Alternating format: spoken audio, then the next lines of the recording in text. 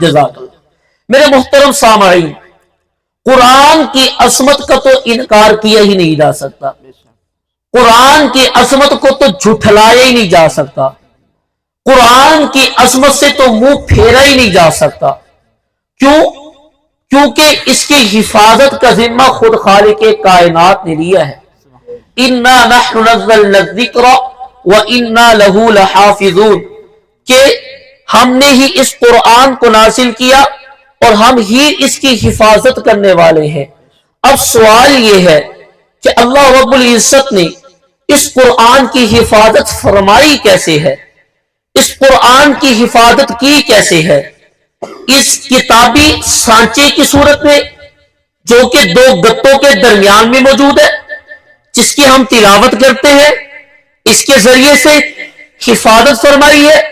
اگر ہم یہ سمجھتے ہیں کہ اللہ رب العزت نے یہ قرآن جو کہ کتابی شکل میں موجود ہے، یہ کتاب جس کو ہم دیکھ کر پڑھتے ہیں، یہ کتاب جو دو گتوں کے درمیان میں موجود ہے، کئی صفحات پر مشتمل ہے، جس کو ہم اپنے ہاتھ میں پکڑتے ہیں، اس کتاب کے ذریعے سے، اس ورق کے ذریعے سے قرآن کی حفاظت فرمائی ہے، تو میں سمجھتا ہوں کہ ہم غلطی پر ہیں۔ دراصل اللہ رب العزت نے جو قرآن کی حفاظت فرمائی ہے وہ کسی اور طرح سے فرمائی ہے، کیونکہ اگر آپ تاریخ کے اوراق کو پلٹے، ذرا تاریخ میں غور و فکر کرے، تو ایک وہ وقت بھی مسلمانوں پر آیا کہ جس وقت میں اللہ کا نام لینا بھی جرم تھا، ایک وہ وقت بھی مسلمانوں پر آیا کہ جس وقت میں آسان کہنا بھی ایک گناہ تھا، ایک وہ وقت بھی مسلمانوں کی زندگی میں آیا کہ جس وقت میں قرآن کا لفظ منہ سے نکالنا بھی موت کو گلے لگانے کے مترادف تھا، ایک وہ وقت بھی آیا کہ جس وقت میں پورے کے پورے ایریے میں قرآن کا ایک ورق بھی نہ ملتا تھا، لیکن اس وقت میں بھی قرآن زندہ رہا، قرآن والے زندہ رہے، اور اس وقت میں بھی قرآن کا نظام چلتا رہا، قرآن بھی باقی رہا، قرآن والے بھی باقی رہے۔ تو اب سوال جو تھا کہ قرآن کی حفاظت میرے رب نے کیسے کی ہے، تو سنیے، میرے رب نے جو قرآن کی حفاظت کی ہے وہ سینہ پسینہ کی ہے۔ جو میرے رب نے قرآن کی حفاظت کی ہے وہ حفاظ قرآن کے ذریعے سے کی ہے۔ جو قرآن کی حفاظت کی ہے وہ قاری قرآن کے ذریعے سے کی ہے۔ جو قرآن کی حفاظت کی ہے وہ عالم قرآن کے ذریعے سے کی ہے۔ جو قرآن کی حفاظت کی ہے وہ سینہ پسینہ علم کے ذریعے سے کی ہے۔ اس وقت پہ جب کہ قرآن کا ایک لفظ بھی منہ سے نکالنا اپنی موت کو گلے لگانے کے مترادف ہوا کرتا تھا۔ تاریخ شاہد ہے، مسلمانوں نے تہخانوں میں زندگی گزار کر اپنے بچوں کو قرآن کی تعلیم دی ہے۔ جس وقت میں قرآن کا کتابی نسخہ رکھنا جرم تصور ہوتا تھا، اس وقت میں مسلمانوں نے اپنے بچوں کو قرآن کی تعلیم دی ہے۔ وہ اپنے بچے کو ایک درزی کے پاس کپڑے سیکھنے کے لیے، سلائی سیکھنے کے لیے بھیجا کرتے تھے، لیکن وہ سلائی سکھانے والا استاد جہاں درزی تھا وہاں قرآن کا حافظ بھی ہوا کرتا تھا۔ وہ اپنے شاگرد کو سلائی بھی سکھاتا تھا، قرآن کا حفظ بھی کرواتا تھا۔ جہاں پر اپنے بچوں کو بھیجا کرتے تھے مختلف کام سکھانے کے لیے، تو وہاں پر جو استاد ہوا کرتے تھے وہ قرآن کے حافظ ہوا کرتے تھے۔ اب ان بچوں نے قرآن کو دیکھا نہیں ہے، ان بچوں نے قرآن کو چھوا نہیں ہے، لیکن یہ بچے چند سالوں میں پورے قرآن کے حافظ آتے ہیں۔ جب یہ ساری ظلم و ستم کی فضا ختم ہوتی ہے، اسلام کا بول بالا آتا ہے، اسلامی سلطنت آتی ہے، ان بچوں کو بلایا جاتا ہے، قرآن ان کے سامنے کھولا جاتا ہے، ان کو دیکھ کر پڑھنا نہیں آتا، لیکن جب قرآن زبانی سنا جاتا ہے تو بغیر کسی اٹکن کے پورا قرآن سنا دیتے ہیں۔ نعرہ تکبیر، نعرہ تکبیر۔ تو قرآن کی جو اللہ رب العزت نے حفاظت فرمائی ہے وہ سینہ بسینہ فرمائی ہے، حفاظ کے ذریعے سے فرمائی ہے، تو قرآن کی عظمت کا انکار کیے نہیں جا سکتا۔ اللہ رب العزت نے تو ابتدا میں یہ فرما دیا الف لام میم ذالکل کتاب لا ریب فیہ کہ اس کتاب میں کسی شک و شبہ کی گنجائش نہیں ہے. اس کتاب میں، صرف اس کتاب میں نہیں، پوری کتاب میں شک و شبہ کی گنجائش کی بات نہیں ہے، بلکہ اس کی زبر زیر پیش جزم سکون مد سک کسی ایک جزو ایک حصے میں بھی شک و شبہ کی گنجائش نہیں ہے. اگر شک و شبہ کرو گے تو دین سے نکل جاؤ گے، اگر شک و شبہ کرو گے تو اسلام سے نکل جاؤ گے. ایک کہنے والے نے کہا حضرت ایک بندہ ساری چیزوں کو مانتا ہے، صرف قرآن کا منکر ہے، کیا وہ مسلمان نہیں ہے؟ وہ نماز بھی پڑھتا ہے لیکن قرآن کو نہیں مانتا، یا قرآن کی ایک آیت کا انکاری ہے، کیا وہ مسلمان نہیں ہے؟ ایک بندہ ہے وہ زکات بھی دیتا ہے لیکن قرآن کی ایک آیت کا انکاری ہے، کیا وہ مسلمان نہیں ہے؟ وہ پھر بھی غیر مسلم ہے. کہا چلو چلتے ہیں ہسپتال. ہسپتال لے گئے. یہ بندہ بیٹھا ہے، یہ کون ہے؟ یہ مریض ہے. کیوں مریض ہے؟ اس کو کیا ہوا؟ اس کو کینسر کی بیماری ہے.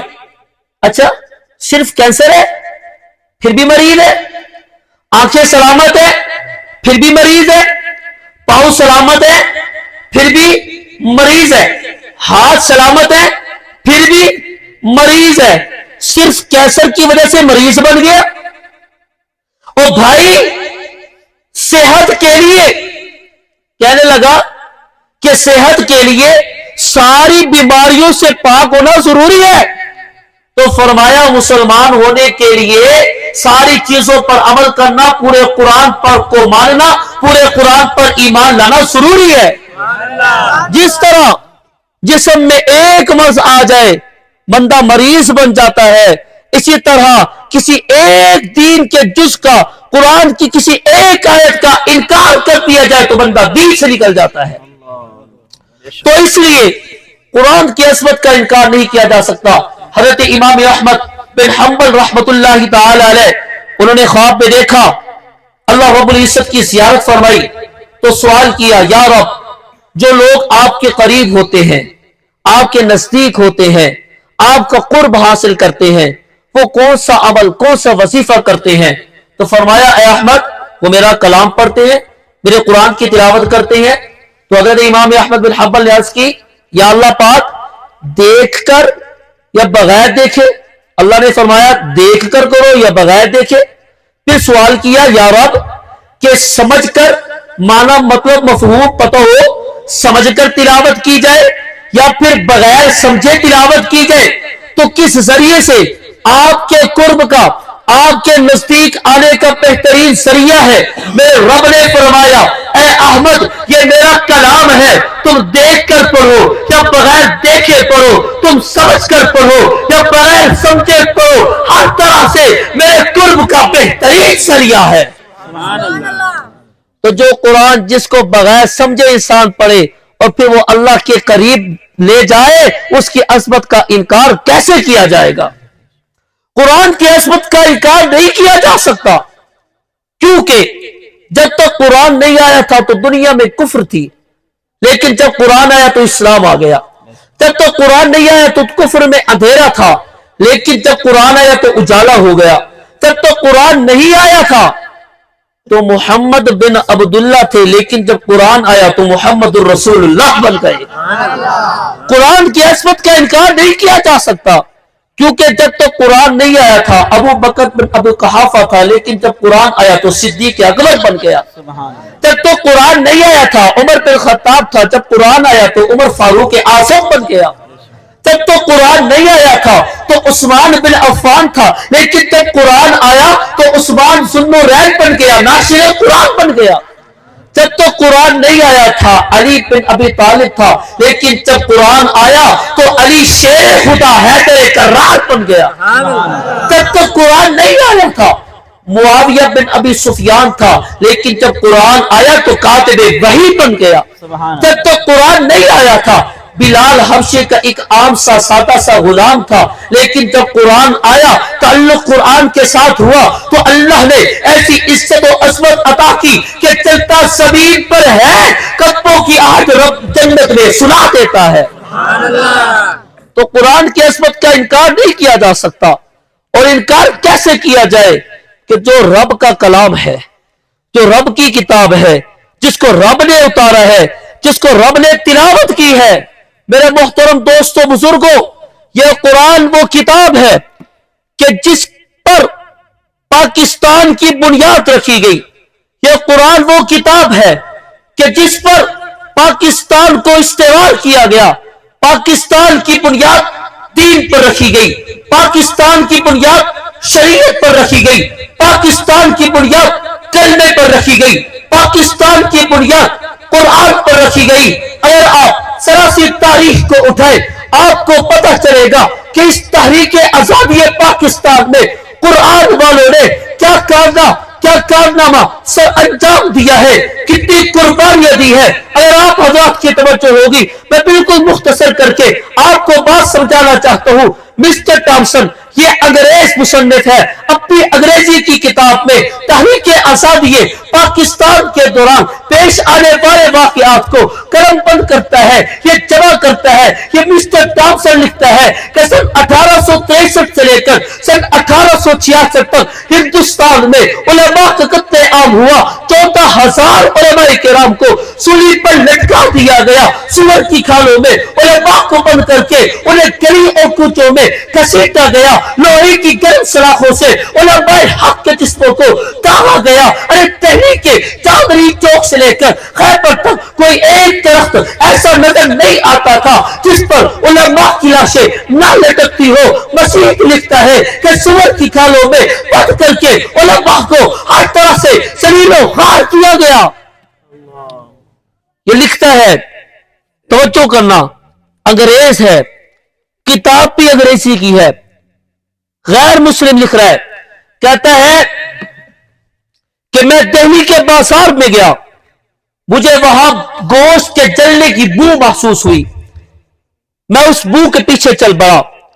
جب اس بو کے پیچھے گیا تو میری حیرت کی انتہا نہ رہی۔ میں کیا دیکھتا ہوں کہ ایک خیمہ ہے، اس خیمے میں انگارے پڑے ہوئے ہیں، آگ جل رہی ہے، اور اس آگ پر 40 علماء کرام کو جلایا جا رہا ہے۔ 40 علماء کرام کو جلایا جا رہا ہے۔ وہ کہتا ہے ابھی ان کو جلایا جا رہا تھا، میرے سامنے مزید 40 علماء کو لایا گیا اور ان سے کہا گیا، مولویوں ایک دفعہ یہ کہہ دو ہم تحریک آزادی پاکستان میں شریک نہیں تھے، حصہ دار نہیں تھے، تمہیں اسی وقت رہا کر دیتے ہیں، چھوڑ دیتے ہیں۔ وہ انگریز مصنف لکھتا ہے، پیدا کرنے والے رب کی قسم پہلے 40 علماء بھی آگ پہ چل گئے، دوسرے 40 علماء کو بھی آگ پہ چلا دیا گیا، لیکن ایک عالم بھی ایسا نہیں تھا جس نے انگریز کے سامنے گردن جھکائی ہو۔ ہائے میں قربان چاہوں اپنے اکابرین پر، کتنی بڑی قربانی دی ہے۔ انہوں نے یہ ثابت کر دیا ہے ہم ہیں پاکستان کے بیٹے، پاکستان ہمارا ہے، ہم ہیں پاکستان کے بیٹے، پاکستان ہمارا ہے، پاک وطن ہم سب کو اپنی جان سے بڑھ کر پیارا ہے۔ اس پر پھونکا جب بھی دشمن ہم نے اسے للکارا ہے، اللہ کی ضرب لگا کر موزی کو دھتکارا ہے۔ تحریک آزادی پاکستان جب عروج پر تھی تو اس وقت مسلمانوں کا ایک وہ گھر جو 4 افراد پر مشتمل تھا، اس گھر میں سخت سردیوں کی راتوں میں جب ہر کوئی اپنے نرم گرم بستر میں آرام کر رہا تھا، میٹھی نیند سو رہا تھا، رات کے ایک پہر میں 11 مسلح افراد کا غنڈہ گروپ داخل ہوا، باپ نے بڑھ کر مقابلہ کیا، ایک کو واصل جہنم کیا، 2-4 کو زخمی کیا۔ اس ظالموں نے کلہاڑیوں کے وار کر کے باپ کو شہید کر دیا۔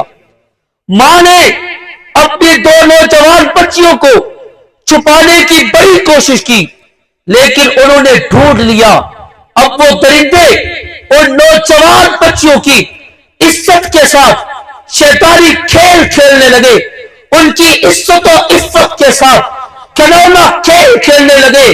آخرکار ان کی چیخیں دبتی گئی اور وہ تینوں ماں بیٹیاں تحریک آزادی پاکستان میں اپنی جان کا نذرانہ پیش کر کے اپنے خالق حقیقی، مالک حقیقی کے پاس جا چکی تھی، لیکن جہاں پر ظلم و ستم کی بس نہیں ہوئی بلکہ ایک قدم آگے بڑھا گیا۔ وہ معصوم بچیاں جنہوں نے کبھی غیر محرم کا منہ تک نہ دیکھا تھا، ان معصوم بچیوں کی لاشوں کو برہنہ کیا گیا اور ان کی برہنہ لاشوں پر قہقہے لگائے گئے، فقیلہ مچایا گیا، شور مچایا گیا اور یہ کہا گیا اب ہم دیکھتے ہیں کون پاکستان بننے کی باتیں کرتا ہے، اب ہم دیکھتے ہیں کون پاکستان کا لفظ اپنی زبان سے نکالتا ہے، ہم خون کی ندیاں بہا دیں گے، لاشوں کے ڈھیر لگا دیں گے، لیکن پاکستان نہیں بننے دیں گے۔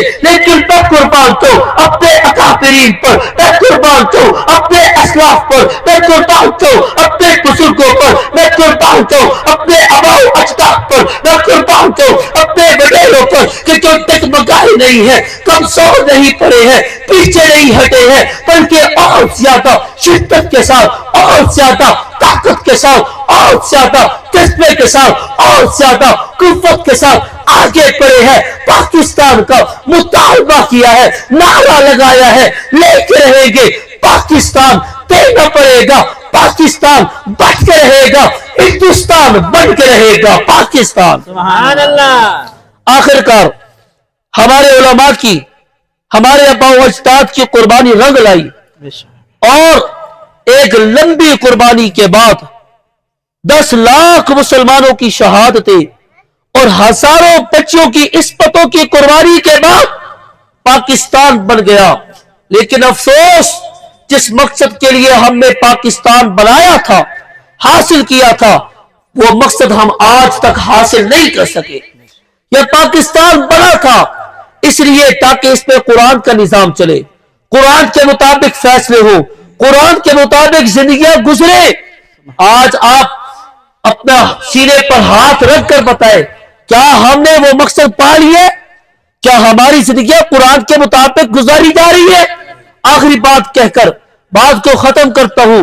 میرے محترم دوستوں بزرگوں، اگر آپ اس ملک میں امن چاہتے ہیں، سلامتی چاہتے ہیں، خوشحالی چاہتے ہیں، ترقی چاہتے ہیں، اقوام عالم میں سر بلندی چاہتے ہیں، تو پھر قرآن کو اپنانا پڑے گا، قرآن کے ساتھ جڑنا پڑے گا، قرآن کے ساتھ لو لگانی پڑے گی، قرآن کو سینے کے ساتھ لگانا پڑے گا، کیونکہ ہمارا ایمان ہے، ہمارا عقیدہ ہے، باطل مٹ جائے گا، قرآن نہیں مٹے گا، باطل ختم ہو جائے گا، قرآن ختم نہیں ہوگا۔ آج اسی سوچ کو، اسی فکر کو اپنی نظروں کے سامنے رکھتے ہوئے یہ اظہار کرنا چاہتا ہوں، ملے کی منزل مقصود یہ ایمان رکھتے ہیں، ملے کی منزل مقصود یہ ایمان رکھتے ہیں، ہم اپنی رہنمائی کے لیے قرآن رکھتے ہیں۔ وفاداری وطن سے ہو یہی اسلام کہتا ہے، وفاداری وطن سے ہو یہی اسلام کہتا ہے۔ ہم اپنے دل کے ہر گوشے میں پاکستان رکھتے ہیں۔